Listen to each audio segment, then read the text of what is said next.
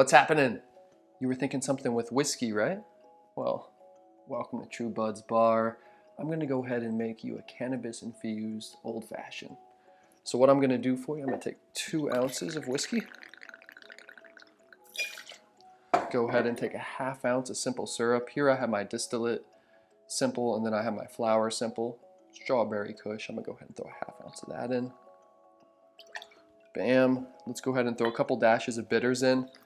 These are cherry bitters. Ideally, I would have Angostura.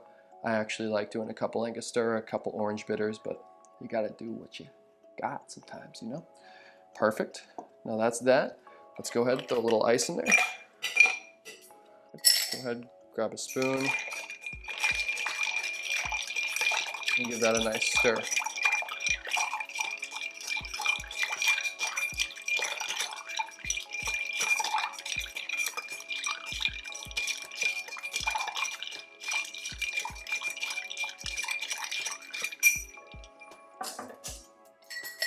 Strain it over a big cube we have here today.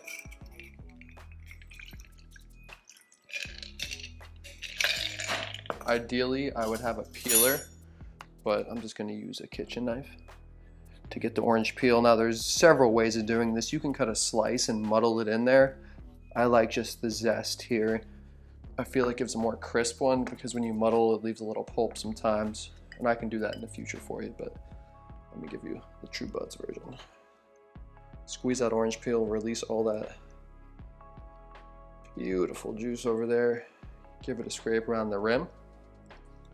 And the beauty and the most important thing I think when making a cocktail is elevating it.